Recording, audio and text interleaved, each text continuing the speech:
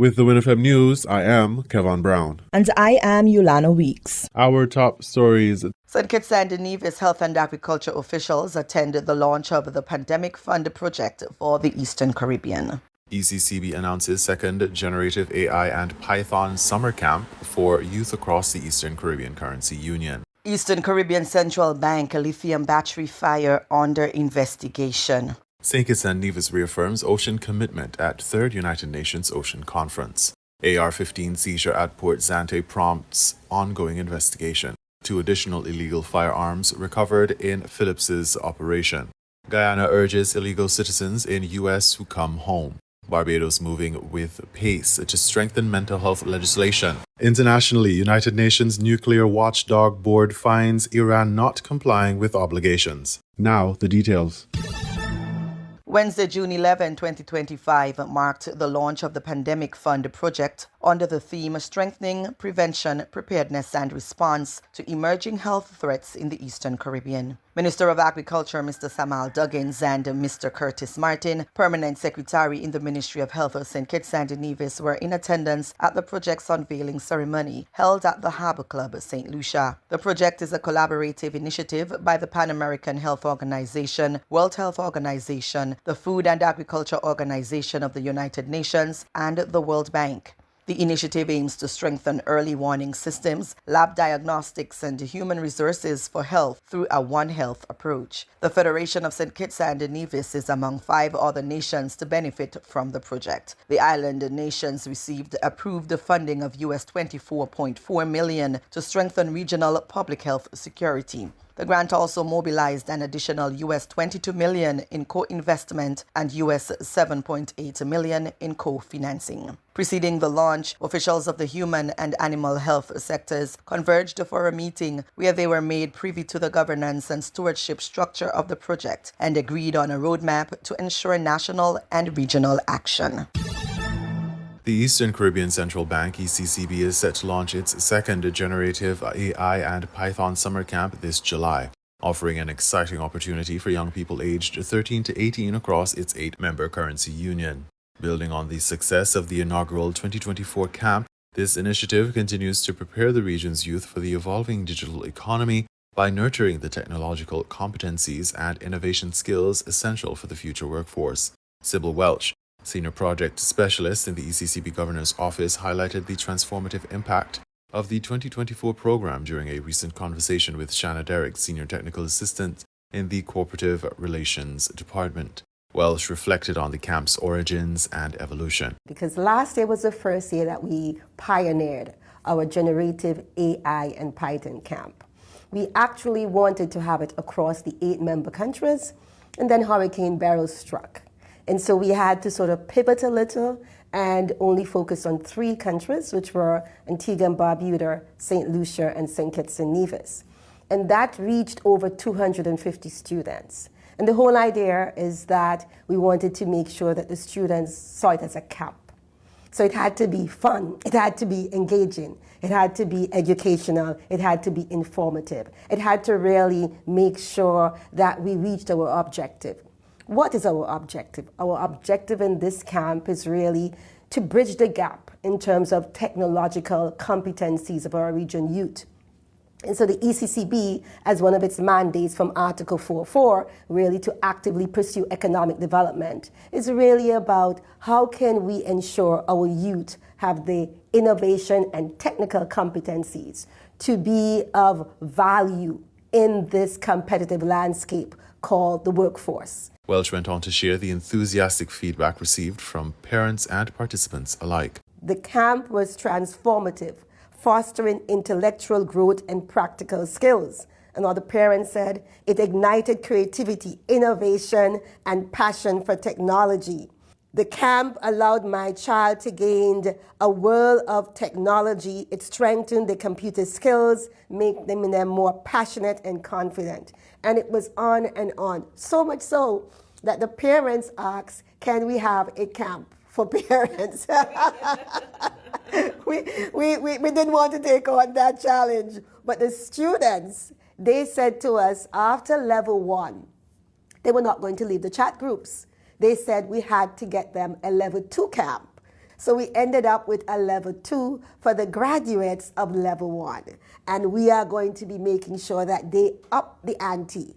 They up their skills level. And, I remember one parent called me and said, my child is now doing IT with a teacher.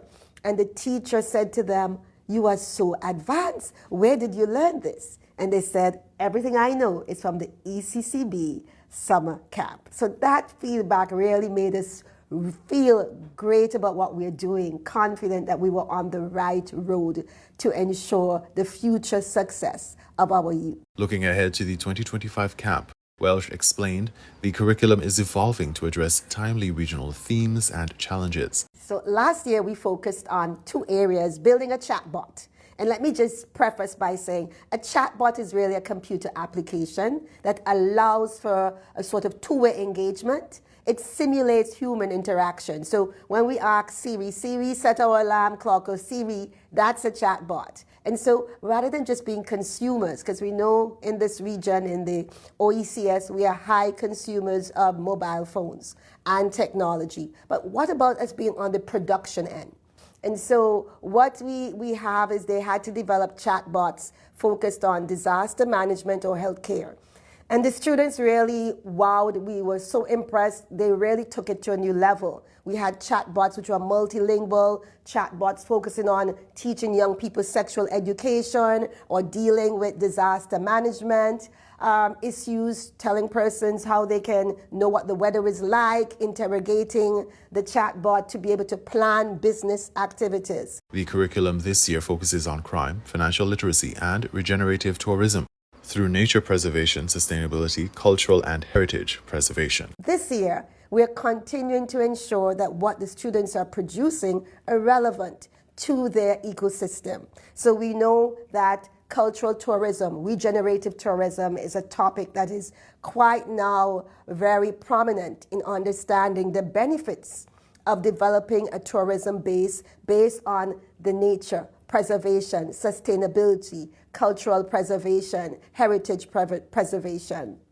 So they have cultural tourism as one. And then, of course, one of the ECCB's passion is financial literacy.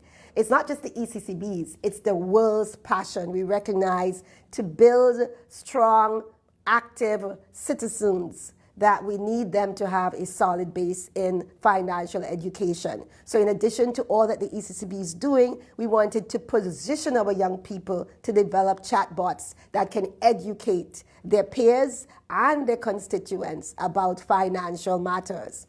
And then, of course, crime. We always, as a region, want to make sure that we continue to be a group of islands where we have peace and we have prosperity for all. And so crime mitigation, they're learning of how to not only assimilate key skills, but also how to produce applications that have utility for today's economy and tomorrow's future. Regarding eligibility, Welsh clarified, I wish I could be in the camp. But it's for ages 13 to 18. That takes in care of second formers to college students up to the sixth form college. For interested students, registration is being coordinated through schools and ministries of education throughout the region, with links also available on the ECCB's official website. Importantly, Welsh emphasized the cost-free nature of the program. There is no cost to the student. This is free. The expense that you spend is your thinking equity, your sweat equity. This is what the students bring. And we try to make sure that our audience, our attendees, they span income levels, gender, location. So we really focus on diversity for these camps. This is going to make persons more competitive, more marketable, and really allow them to attain their potential, their true potential. As technological innovation rapidly reshapes industries worldwide, the ECCB's Generative AI and Python Summer Camp emerges as a vital initiative empowering the youth of the Eastern Caribbean Currency Union to become creators, innovators, and informed digital citizens. Registration is now open for this summer's camp, starting in July, inviting young minds to dive into AI and Python coding and build skills that will serve them well into the future. Students and parents alike are encouraged to seize this unique opportunity to prepare the region's next generation for a digital future. For more information or to register, students should contact their schools or ministries of education or visit the ECCB's website at eccb-centralbank.org. A fire occurred at the St. Kitts headquartered Eastern Caribbean Central Bank, ECCB, home to St. Kitts and Nevis's largest solar plant. The plant ran on multiple lithium batteries that stored power from renewable energy, a major electricity source for the ECCB. The fire that started on June 11 after 5 p.m. generated huge flames and significant amounts of smoke, grabbing the attention of passers-by. Firefighters of the Bastia Fire Station responded to the scene and extinguished the blaze using various techniques. The unit was able to contain the fire to one of the 2 battery housings on site using foam and water. Another unit from the Robert Llewellyn Bradshaw International Airport Fire Station responded but did not join the fight as the fire was already under control. However, the cause of the fire is under investigation. At the recent Third United Nations Ocean Conference held in Nice, France, the Honorable Dr. Joelle Clark, Minister of Sustainable Development, Environment and Climate Action, stood firmly on behalf of the government and people of St. Kitts and Nevis to deliver the Federation's national statement. Her speech laid bare the urgent need for global concerted efforts to protect the world's oceans, highlighting 3 pivotal priorities: scaling up ocean finance, advancing ocean science and research, and strengthening global ocean governance frameworks. Minister Clark positioned St. Kitts and Nevis not only as a nation deeply connected to the ocean's well-being, but also as an active participant in international cooperative frameworks aimed at safeguarding the blue planet. At the 5th plenary meeting of the conference, she echoed the voices of fellow small island developing states SIDS, highlighting the essential need for targeted multilateral action on ocean governance to secure sustainable futures. The Federation has notably advanced several crucial initiatives in recent years. St. Kitts and Nevis has signed on to the Ocean Coordination Mechanism, a milestone in uniting Caribbean nations toward integrated ocean governance. The nation has also aligned itself with the Organization of Eastern Caribbean States (OECS) political declaration aimed at boosting biodiversity conservation through the Actioning Blue 30 by 30 Caribbean Vision and Roadmap for the Ocean. Most impressively, the Federation recently became a signatory to the Landmark Agreement on Biodiversity Beyond National Jurisdiction (BBNJ), signaling a commitment to marine protection beyond territorial waters.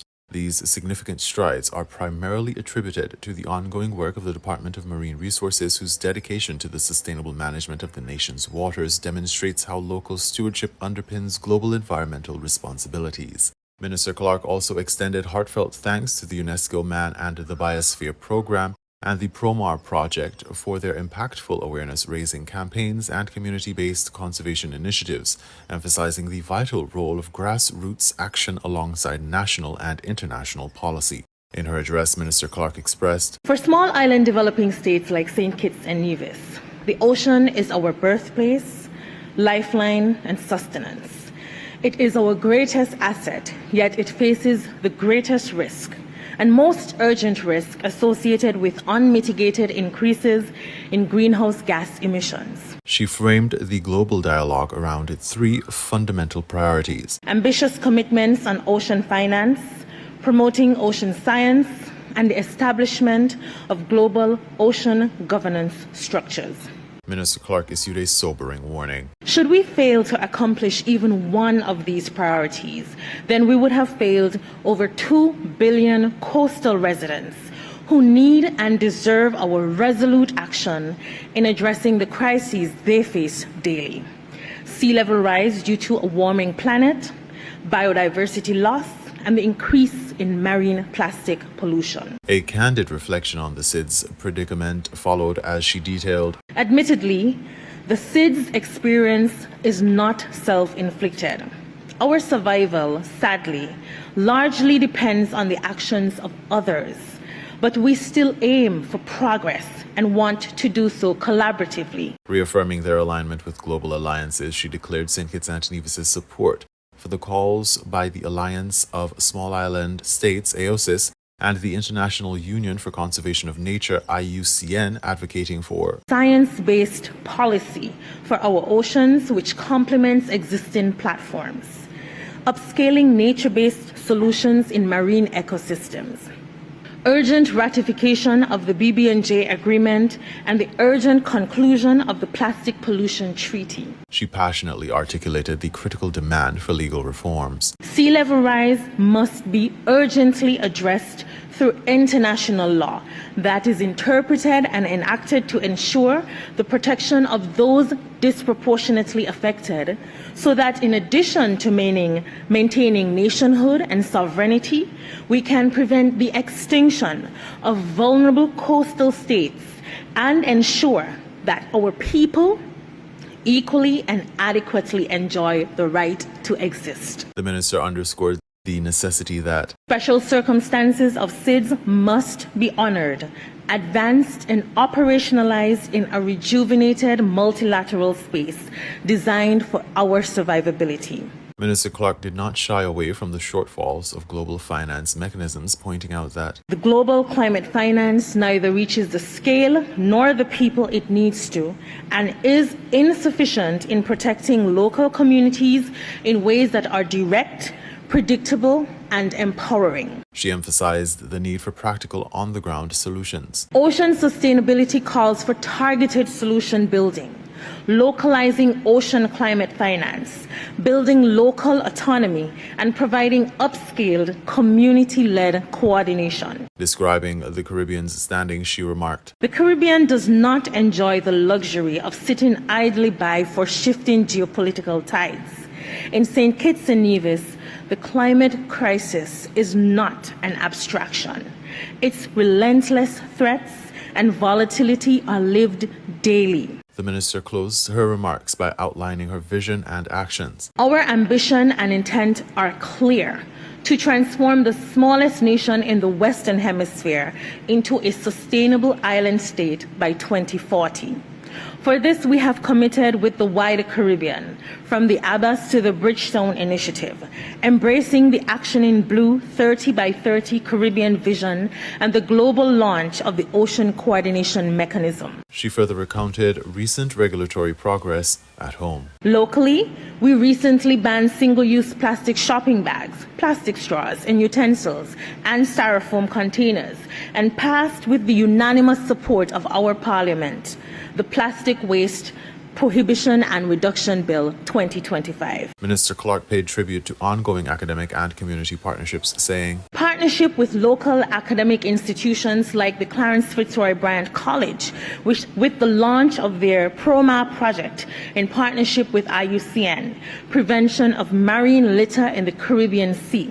We support and applaud the work of NGOs and institutions like the St. Mary's Man and the Biosphere Reserve, with their uniquely crafted community-led project, sensitization and the elimination of single-use plastics." With a call to action, she concluded, "The crises we face require a multi-stakeholder approach to solutions.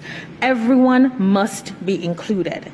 The ocean climate crisis will not be solved solely in plenary rooms and meeting spaces, but on the ground, with NGOs working in fishing villages to clean the coast and rebuild after hurricanes, by the women and youth leaders who ceaselessly advocate for continued private-public partnership and a thriving multilateral space. Let us act now, and let us act together." Law enforcement authorities in St. Kitts and Nevis have intensified their operations following the recovery of multiple illegal firearms and ammunition, as the Royal St. Christopher and Nevis Police Force continues its firm commitment to ensuring public safety and security across the Federation. On Saturday, May 31st, 2025, at approximately 5:10 a.m., members of the St. Kitts and Nevis Defence Force observed a black Toyota motorcar occupied by 3 males displaying suspicious behavior in the Half Moon area. The occupants of the vehicle led soldiers to the rear of Mapao Casino in Port Zante, where upon approach by Defence Force personnel, the 3 individuals exited the car and fled the scene on foot. Law enforcement officials subsequently conducted a thorough search of the abandoned vehicle. Seized from the vehicle was an AR-15 rifle accompanied by a magazine loaded with 20 rounds of mixed-caliber ammunition. Investigators also recovered a multicolored backpack which contained cash, a black mask, a pair of gloves, a pink Samsung cellular phone, and other personal items of potential evidentiary value. All recovered property, including the firearm and ammunition, were forensically processed to support the ongoing investigation. After over a week of investigative work on June 10, 2025, the police force made a breakthrough in the case. Razik Prasad of Plumtree Phillips Village was arrested at approximately 3:45 p.m. at the Bastia police station on 2 outstanding warrants. Prasad was subsequently formally charged with the offenses of possession of firearm and possession of ammunition, both tied to the incident at Port Zante on May 31, 2025. The Royal St. Christopher and Nevis Police Force have reiterated their unwavering dedication to national security, emphasizing the importance of community support in law enforcement efforts. Citizens with information that could assist the ongoing investigations are urged to contact the Criminal Investigations Department at 662-1140. In a related and equally impactful development, the police force, in a campaign against illegal firearms, conducted a targeted operation in the Phillipses area on Tuesday, June 3, 2025. At approximately 3:34 p.m., a specialized team from the Special Services Unit conducted a systematic search of an abandoned building in the area. The operation resulted in the recovery of 2 additional illegal firearms, one high-point ACP-45 caliber pistol loaded with 9 matching rounds of ammunition and one .38 special revolver with 3 matching rounds. The discovery marks another decisive step in the ongoing efforts to disrupt the circulation of illegal firearms, which remain a significant driver of violent crime in the Federation. According to law enforcement statistics, these most recent seizures bring the total number of illegal firearms removed from the streets in 2025 to 11, alongside a total of 110 rounds of assorted ammunition. The Royal St. Christopher and Nevis Police Force continues to prioritize intelligence-led and community-supported operations to stem the flow of firearms, a pressing concern given that more than 80% of homicides over the past decade have involved the use of guns. No suspects have yet been apprehended in connection with the firearm seizure during the Phillipses operation, and investigations remain highly active. Authorities renew their call for public cooperation, stressing that collaborative vigilance is vital to maintaining peace and order. The police urge members of the public who may have any information relevant to these or other ongoing investigations to step forward, ensuring their tips can be provided in confidence. In regional news, Guyana urges illegal citizens in U.S. to come home. News source Guyana reports. One day after the U.S. delivered 7 Guyanese deportees home, the Guyana government is warning Guyanese of the consequences of entering and living illegally in the United States. The Ministry of Foreign Affairs revealed it had received an official diplomatic note from the government of the United States, advising of the strict enforcement measures and legal consequences for persons who attempt to enter or remain in the U.S. unlawfully. The Foreign Affairs Ministry said the diplomatic note follows the reinstatement and expansion of several immigration policies by U.S. President Donald Trump. According to the ministry, while the U.S. continues to welcome legitimate and legal travelers, the Secretary of State has explicitly outlined that the government prioritizes the prosecution of offenses for illegal entry and illegal presence in the U.S., as well as criminal offenses for foreign nationals. The Foreign Affairs Ministry noted that Guyanese nationals who enter the U.S. without proper documentation or who overstay their period in the U.S. of authorized entry or fail to respect the terms of their admission will be subject to the full extent of U.S. immigration law,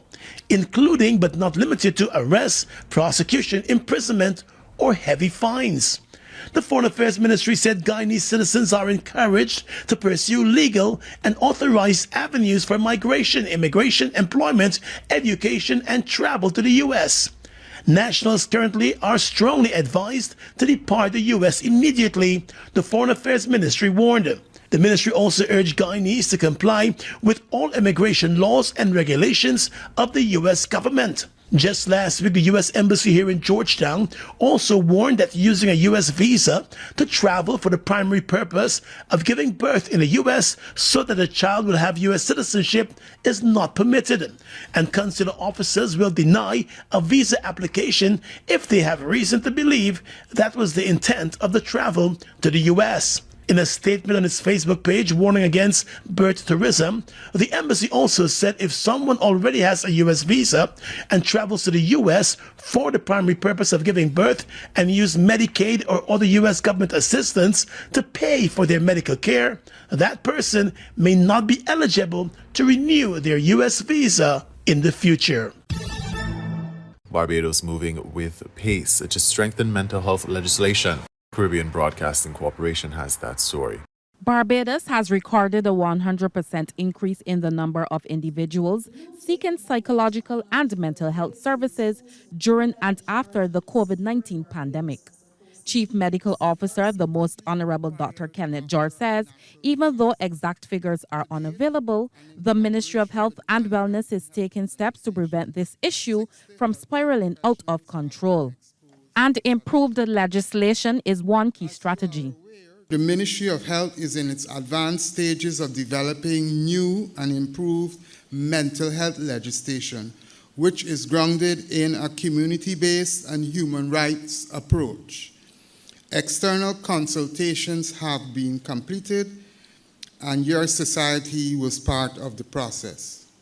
Addressing the conference, Acting Prime Minister Santia Bradshaw said, according to the Pan American Health Organization, approximately 10 to 15% of the Caribbean population experiences mental health disorders, with depression and anxiety among the most common conditions.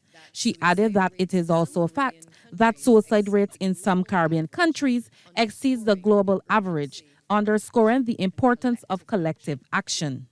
Among our youth, the situation is equally concerning. Studies estimate that up to 20% of Caribbean young people experience mental health challenges, including depression, anxiety, and behavioral disorders. Yet many remain undiagnosed, some remain misdiagnosed or supported due to the stigma and the gaps in the delivery of services. The COVID-19 pandemic only deepened these challenges with increases in anxiety, in loneliness, and academic stress reported across the entire Caribbean. The conference themed Caribbean Psychology Building Mental Health Resiliencies, Empowering Our Communities, is organized by the Caribbean Alliance of National Psychological Associations. President Dr. Khatija Khan says the theme is urgent and relevant. Because in a region rich with culture, complex histories, and unique social realities, our psychological science must do more than reflect the world. It must reshape it. It must speak in our voices. It must be grounded in our context, and it must rise to meet the realities of our people. The conference seeks to showcase innovative approaches, best practices, and other research findings aimed at empowering communities. Anesta Henry, CBC News. We now bring you these international reports. Discussions about Iran's nuclear program lasted for 2 days here at the Board of Governors meeting. But the Europeans and the US were adamant Iran has violated its commitments to nuclear safeguards. This is a serious and significant resolution, but I should emphasise that it's not a political one. This is about upholding the global nuclear safeguard system.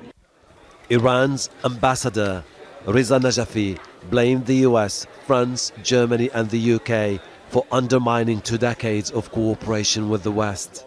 Iran possesses only 3% of the world's total nuclear facilities. More than 22 million euros out of agency's regular 39 million euros budget for 2024 has been spent exclusively on Iran. Each gram of nuclear material and every centrifuge are under strict monitoring. By ignoring these facts, the sponsors of the resolution claim Iran is not cooperating. Despite our strong reservations about the content of the report, inspectors found traces of uranium in 3 undeclared sites, and they want to access the facilities and know what happened to the nuclear material that was used there. They blame Tehran for trying to destroy or hide the traces. The country's stockpile of highly enriched uranium is also a major concern. Iran was described by the nuclear watchdog as the only non-nuclear state that has significant amounts of highly enriched uranium. And it said, if further purified, it was enough to produce 10 nuclear bombs. In a Middle East facing more tension and growing fears of a military confrontation, Iran finds itself in a difficult situation.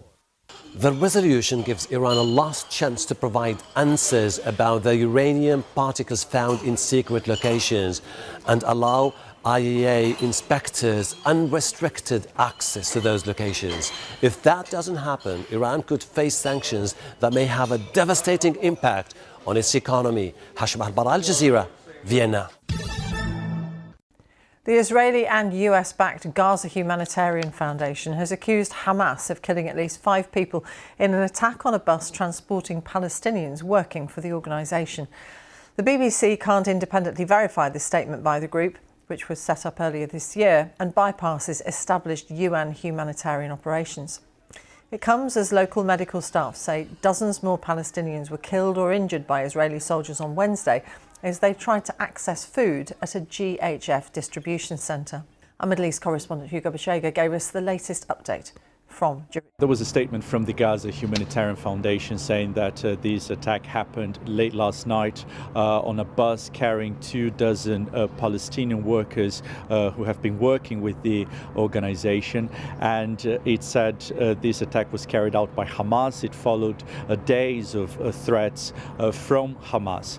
We can't independently verify these details. Israel hasn't allowed international news organizations, including the BBC, to enter Gaza and to report independently from inside Gaza. But obviously this is this controversial new mechanism backed by Israel and the US that bypasses the United Nations and aid organizations for the distribution of humanitarian aid in Gaza. It started operations 2 weeks ago, and almost every day there have been deadly shootings around its hubs. It's a mechanism that has been described as insufficient because a very limited number of people are being given a very limited amount of supplies in those hubs, and also as inhumane because it requires people to travel to these crowded distribution centers at great personal risk. The United Nations has refused to cooperate with the Gaza Humanitarian Foundation, and according to health officials in Gaza, more than 160 Palestinians have been killed trying to get aid from this mechanism. Meanwhile, tell us about what Israel's saying regarding hostages. Yeah, so also late last night we had a statement from the Israeli military saying that it had recovered the bodies of 2 hostages who had been taken into Gaza during the Hamas attacks on the 7th of October. One of them is Iaid Yaakov. He was killed, then abducted from kibbutz near Oz. He was 59. The military also said that his partner and 2 of his children had also been abducted during the attacks. They were then released, and the name of the second hostage hasn't been released. Now, 53 people who were abducted during the Hamas attacks remain in captivity in Gaza. Only 20 of them are believed to remain alive, and many of the families of the hostages are saying that time is running out to save these people who remain alive. We've seen that there have been very difficult negotiations for a ceasefire and hostage release deal between Israel and Hamas. In the last few days there have been reports of some progress in these negotiations. Many of the families of the hostages have accused Prime Minister Benjamin Netanyahu of not being interested in striking a deal with Hamas, of prolonging the war in Gaza for political purposes. And again, they've been warning that time is running out to save those hostages who are remaining alive in Gaza. There have been further incidents and casualties surrounding how aid is being distributed in Gaza, as he just explained. He said that health officials in Gaza say at least 18 Palestinians have been killed overnight and about 200 other people have injured while they were waiting for aid in the centre of the Strip. Caught on surveillance footage, 2 white vehicles pull into an LA parking lot. This is President Trump's immigration policy in action. As the US Border Patrol agents approach, the workers washing cars down tools and flee. 6 of them are detained. The raids across this city have triggered days of sometimes violent protest over a policy that now seems to be dramatically shifting direction. Moving murderers out of our country that were put here by Biden. Murderers, drug dealers, gang members, and people from mental institutions and insane asylums. Horrendous people, and we're getting them out one by one. President Trump has long insisted that hardened criminals are the main focus. You're just taking our people who's working really hard. But now it's places like this. This detained worker has been with the business for 10 years. What's your message to President Trump? He has to stop this. We are here maybe because of the American dream, but this is, I don't think this is the American dream. Everybody has a dream, everybody has to fulfill the life to get somewhere in the life, and this changed a lot of dreams and a lot of lives. Yeah, but it's like one person there and like a bunch of you guys. As armed police pick up immigrant workers outside hardware stores and soldiers stand guard on the streets of LA, there's now a bitter political row over the limits of presidential power. Far less visible, though, is the human cost. My husband had no criminal background. He's never gotten a ticket before. We paid our taxes. Naomi's husband was one of those arrested at the car wash. Jesus has been in America for 30 years. He's now thought to be in a detention center 800 miles away in Texas. My 10-year-old, I feel like he's still in shock. He still doesn't realize what's going on. And of course, my 5-year-old.